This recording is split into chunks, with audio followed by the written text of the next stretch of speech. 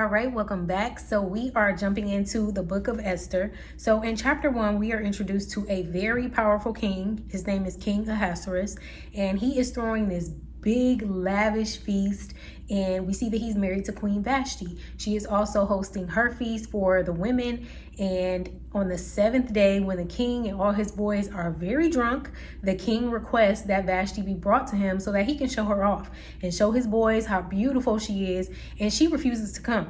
This takes the king and all of his friends aback. They're like, wait a minute, we cannot let it be known that the queen told the king no, and that was okay. So we have to issue a decree to let it be known that there were consequences for her telling the king no. So the consequence is that she will no longer come before the presence of the king. They also want to let it be known that her royal estate will be taken away from her and given to somebody better than her. And they wanted to make sure this decree was known publicly so that other women were not prompted to be disobedient to their husbands the way that Queen Vashti was to the king. And the king agrees. He's like, cool, let's write this decree up and let it be known. So in chapter 2, per the request of the king and all of his servants, the search for a new queen begins. So in this chapter, we're introduced to Mordecai, who is a Benjamite, and we see that he is supporting his cousin Esther as if she is his own daughter. We see that Haggai, who is appointed by the king to go throughout Shushan to look for women that could potentially be his new queen, and he is blown away by Esther's beauty,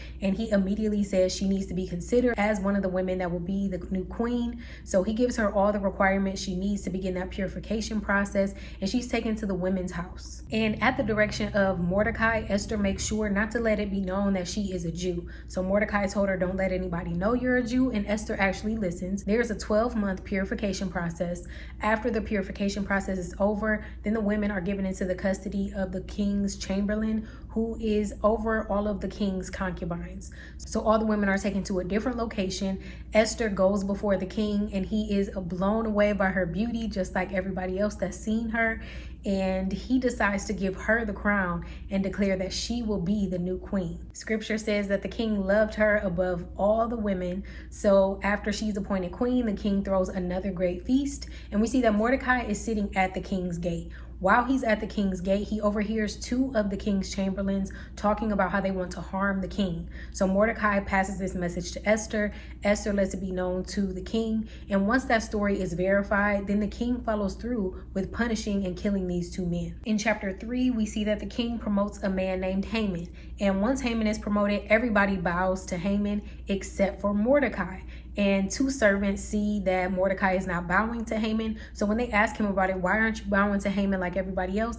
Mordecai says, because I'm a Jew. I'm not doing that. So they tell Haman, and Haman decides that he's so angry with Mordecai, more than just harming him, he wants to kill all the Jews. So Haman goes to the king and he says, look, there are people living in your land that do not abide by the king's laws. There needs to be consequences for these people. I want to wipe all of them out. And the king goes ahead and writes this decree. He signs it, and it is official. That notice is sent throughout all the provinces that the king is over. And this decree says that all of the Jews will be killed on a specific date. So there's 11 months time between now and when the Jews will actually be killed. In chapter 4, we see that all the Jews, including Mordecai, are in mourning. They're wearing ashes, torn clothes, and all of these things. And when Esther learns that Mordecai is in mourning, she just sends him some new clothes so that he can change, get these ashes off of him, and he refuses the clothes. So Esther sends the king's chamberlain out to Mordecai to get an update, like what's going on? Why is everybody in mourning? What's the problem? So Mordecai not only sends a copy of the decree, but she just lets her know what is all going on. And Mordecai is like, look, you have to talk to the king. You have to appeal to him and ask if he can please reverse this and spare the Jewish people, your people. And Esther is like, wait, okay, I have not gone before the king. He hasn't called me in 30 days. And you know, if I just go before him without him calling me, that could be bad. I could be killed. And Mordecai is like, look, you have to think about more than just yourself right now. These are your people's lives that are on the line. Please, you have to do something for us. So Esther says, okay, you gather all the Jews in Shushan, and you all fast and pray for me for 3 days and 3 nights. Me and my people will do that here. And on the 3rd day, I will go before the king. And if I die, I die. So Mordecai obeyed that request. Everybody gathered together to fast and pray for Esther. So in chapter 5, after the fast is over, Esther dresses up. She goes into the inner court and presents herself before the king, and the king holds out the golden scepter. So this means her life will be spared and the king will hear from her. So she comes to the king and he says, what is your request? Make your request even up to half of my kingdom. I'll give you whatever you want. And she says, well, actually, I would just like you and Haman to come to a banquet today. So when Haman and the king arrives at the banquet, the king asks her again, what is your request? And she says, well, actually, I would like you both to come to a banquet tomorrow as well. So after all of this, Haman is feeling himself. Not only did he get this promotion from the king, but now he's being invited to private banquets with the king and the queen. He is on cloud 9 until he sees Mordecai.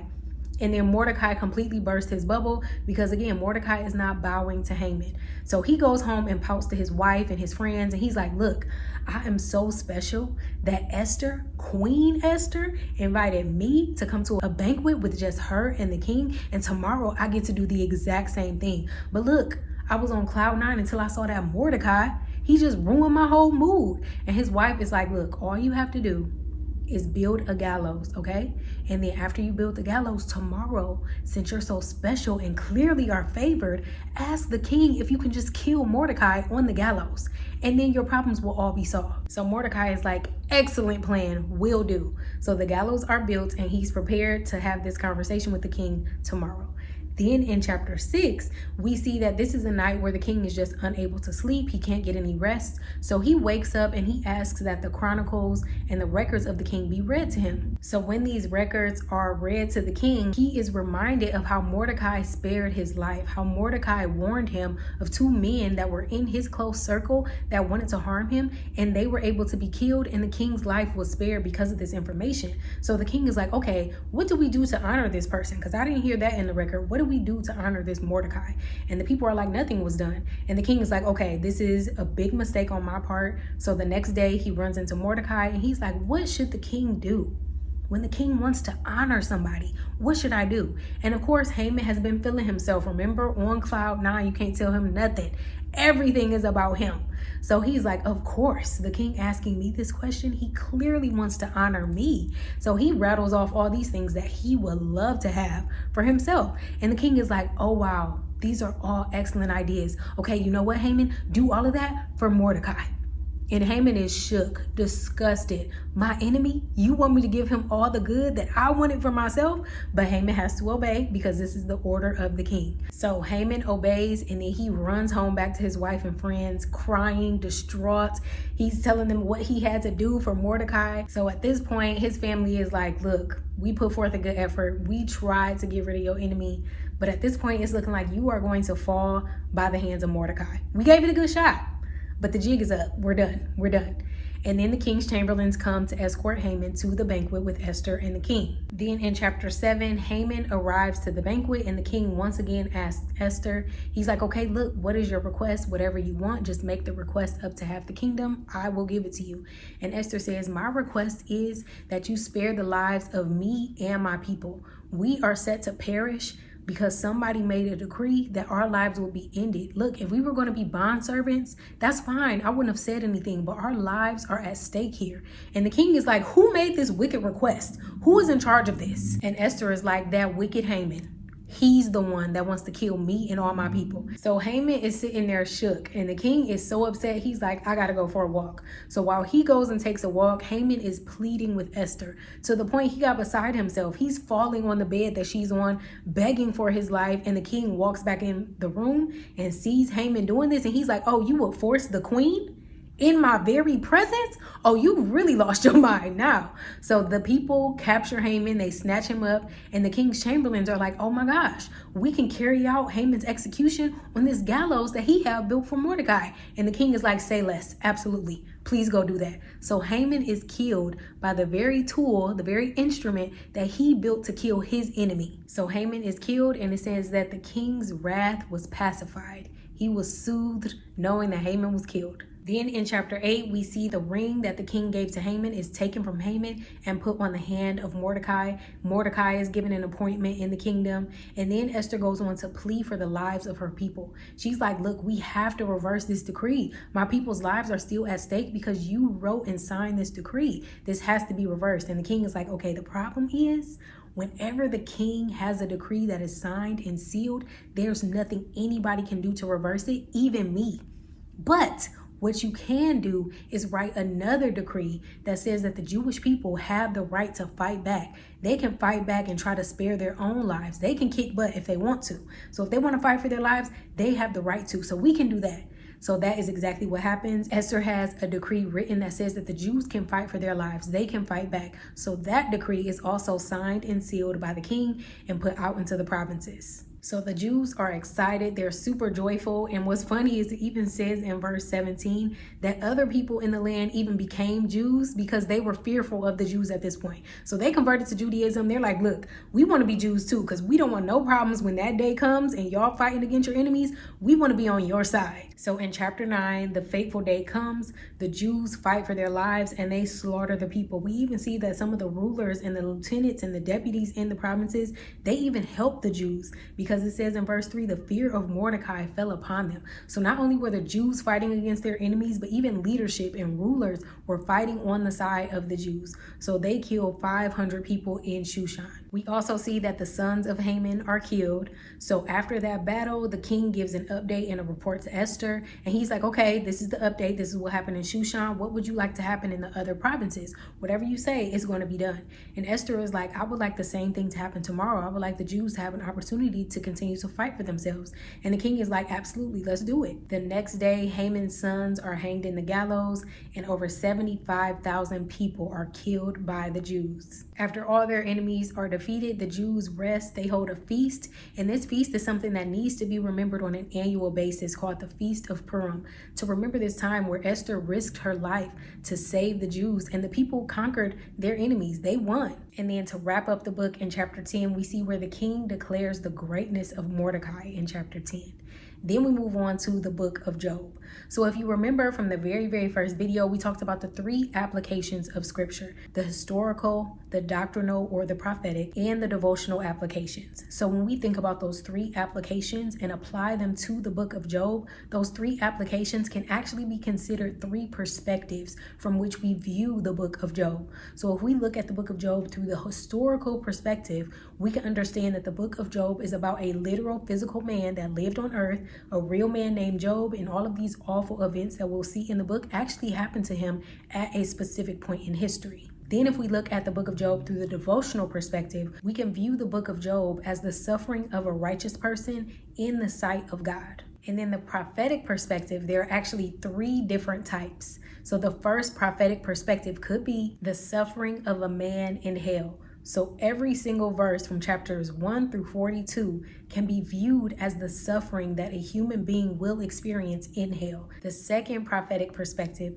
could be the suffering that the Jew will experience during the tribulation period. And the third prophetic perspective could be the suffering of Jesus Christ on the cross. So these are various perspectives that we can use when reading the book of Job and going through all the suffering that Job experienced, all the conversations he's having with his friends.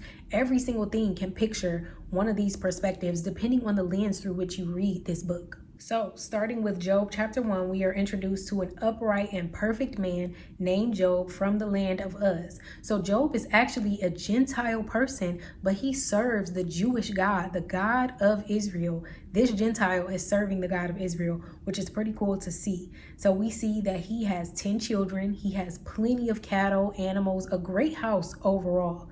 And he is an upright and perfect man because we even see him making offerings before the law was even given. Remember, the Bible is not written in chronological order, but the book of Job was actually written historically before all the books of law.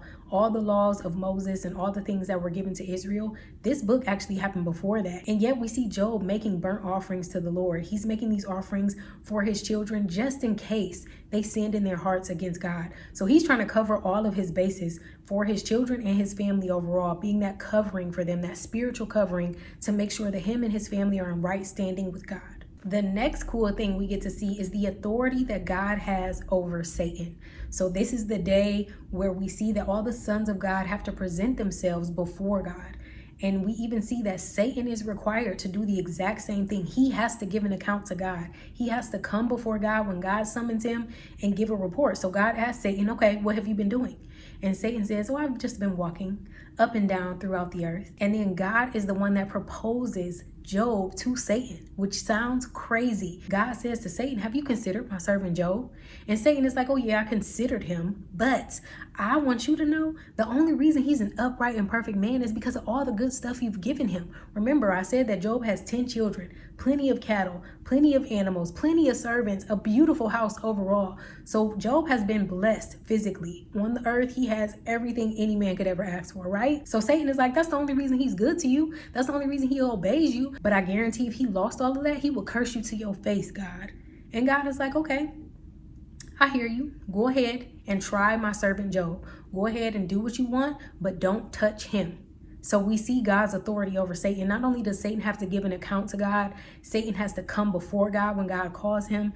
Satan can only do what God allows him to do. So Satan is not omnipotent like God. God is omnipotent. God is all powerful, but Satan is not. Satan's power is limited and restricted to what God gives him. So God says, okay, you can do what you want to Job and his family and his things, his possessions, but don't touch him. And Satan says, okay, you got it. And then the next thing we see is that Job is informed one after the other of each tragedy that's happening. So first his animals are taken, then his animals are burned and his servants are killed. Then we see more of his animals are taken. Then the house of his children collapses and kills all of them. So he gets bad news after bad news after bad news right in succession. And despite all of this trouble and suffering back to back, Job quickly puts everything in perspective and says, naked I came into this world and naked I will leave.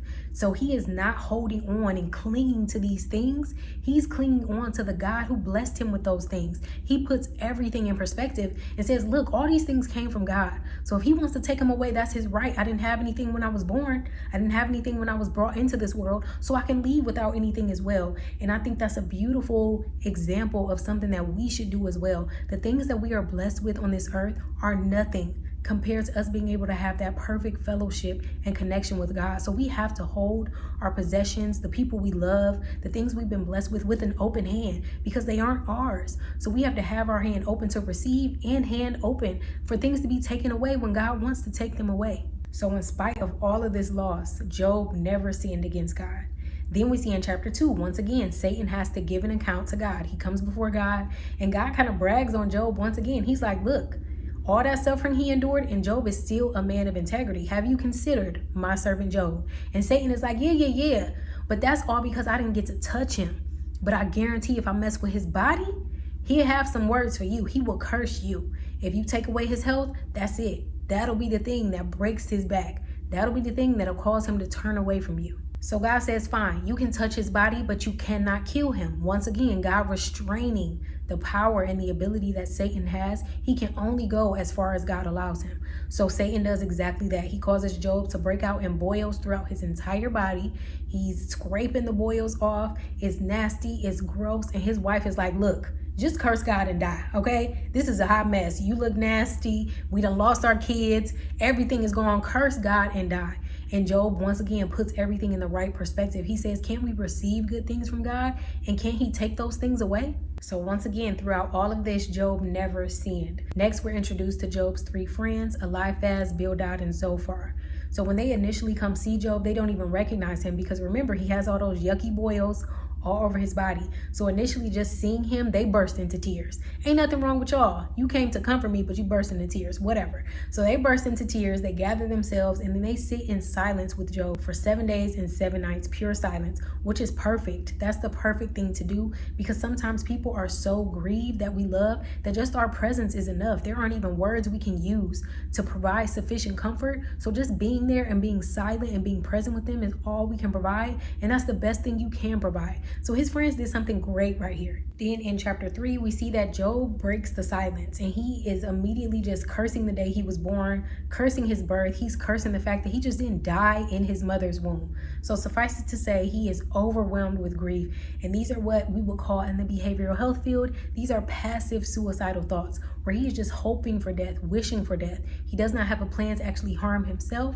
but thoughts of death are consuming his mind at this point. In chapter 4, Eliphaz is the first friend to speak, and he says, look, bad things happen to people who do bad things. God is righteous, not man. He continues in chapter 5 and says, look, God is righteous and he destroys the plots and the plans of the wicked so that their plans don't even come to fruition. On the other hand, he saves the poor. So he might make you sore, but he can also bind up your wounds. So don't despise the chastening of God. So he's essentially saying, look, it's tough right now, but God is faithful. So it's going to get better. God saves the poor, so the poor have hope. In chapter 6, Job responds and he says, look, I wish God would just grant my request. Just take away my pain and just kill me now. And then he says, tell me what I did wrong. If you're saying I did something wrong, explain it to me. Tell me what I did. I did nothing to deserve this. You trying to check me and hold me accountable, but you're just making the situation worse. In chapter 7, Job continues with these thoughts of death and grief. And he's like, look, I'm in agony. I'm in pain. I'm suffering. I'm not about to be quiet about it. And in reflecting on death, he also reflects on how all of us just have a set amount of time to be here. So we're not going to live forever. And he's like, since apparently I've sinned, why haven't you pardoned my transgressions? Why haven't you forgiven me? Bildad responds and he's like, look, how long you going to blow smoke, Job? How long you going to do this?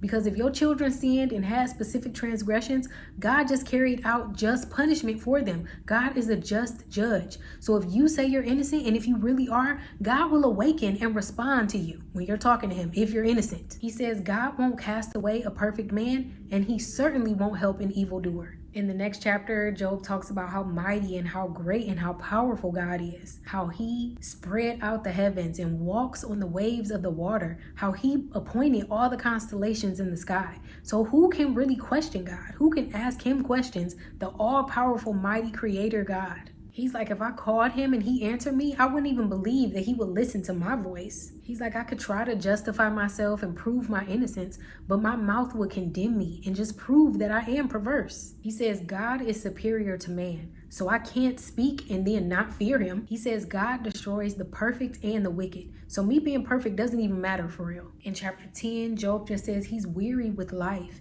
And if he talks to God, he will say, don't condemn me. Would you really destroy the very works of your hands? Pretty much saying, I'm your creation. So would you really destroy something you created? He's like, you know I'm not wicked. You created me, but yet you're trying to destroy me. He's like, you made me and formed me as clay. So are you going to turn me into dust again?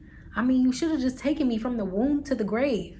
Just end my misery. Put me out of my misery. And then we see in verses 4 and 5 where Job asks some pretty relevant questions considering the time that he was speaking. These questions aren't relevant to us, but they were relevant to Job. So in 4 and 5, he says, hast thou eyes of flesh, or seest thou as man seeth? Are thy days as the days of man? Are thy years as man's days?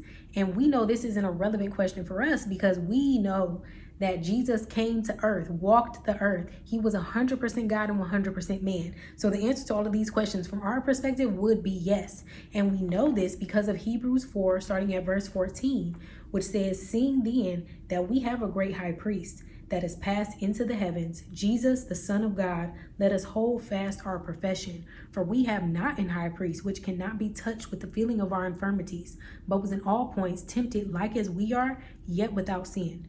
Let us therefore come boldly unto the throne of grace, that we may obtain mercy and find grace to help in the time of need. So we know that Jesus Christ, being 100% God and 100% man, any grief, any pain, any suffering we feel, we know for a fact that he felt that and probably much more considering he died an awful death on the cross.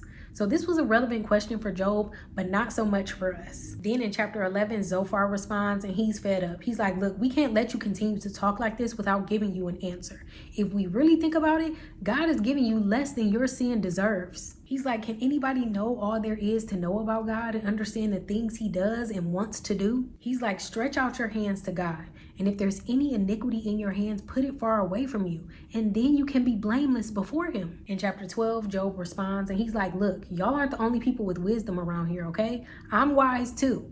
I'm an upright man being laughed to scorn. Meanwhile, robbers are prospering. He's like, they provoke God and they're secure. And Job says, with God is wisdom and strength. So that is the book of Esther through Job chapter 12. Lord willing, I'll see you all next week. Grace and peace.